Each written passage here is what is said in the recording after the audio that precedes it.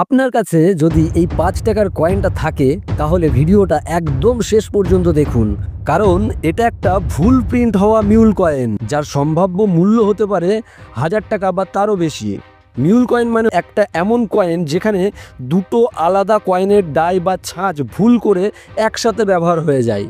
যেমন ধরুন, এই ৫ টাকার কয়েনটিতে সামনে ১ টাকার ডিজাইনের আর পিছনে ৫ রুপির ডিজাইনের ডাই একসাথে প্রেস হয়ে গেছে বা প্রিন্ট হয়ে গেছে। এই কয়েনটি প্রচুর পরিমাণে প্রচলিত নয়, এটি শুধুমাত্র কিছু নির্দিষ্ট সালে ও মিন্টে তৈরি হয়েছে। যেমন ধরুন ২০১১, ১২, ১৩ আর ২০১৭ এই সালগুলোতে কলকাতা টাকশাল থেকে বেশি মিউল কয়েন দেখা যায়। এই ভুল ডিজাইনের কারণেই কালেক্টরদের কাছে হাইলি ডিমান্ডেড এই কয়েনগুলি।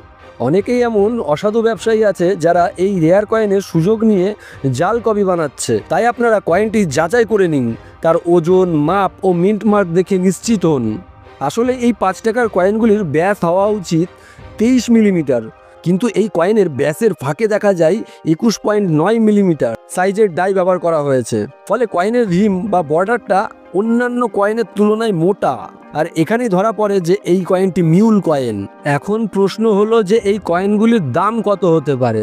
যে কোনো রেয়ার কয়েন বা মিউল কয়েনের দাম নির্দিষ্ট পরিমাণে হয় না, এটা কেবলমাত্র ডিলার আর সেলারের মাঝখানে নির্ধারণ করা হয়।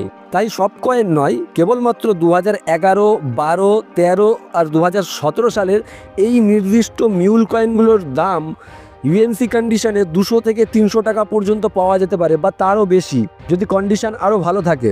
আর ফাইন টু ভেরিফাইন কন্ডিশনে ৫০, ১০০, ১৫০ টাকা পর্যন্তও পাওয়া যেতে পারে। আপনার কাছেও যদি এ ধরনের ৫ টাকার মিউল কয়েনটি থাকে তো অবশ্যই আমাকে ছবিতে পাঠান, আমি দেখে বলবো যে কয়েনটি আপনার কতটা মিউল। আর ভিডিওটা ভালো লাগলে অবশ্যই ভিডিওটাতে লাইক দিন আর চ্যানেলটাকে সাবস্ক্রাইব করতে ভুলবেন না। আজ এ পর্যন্তই, আবার দেখা হবে কোনো দুষ্প্রাপ্য কয়েনের কথা নিয়ে।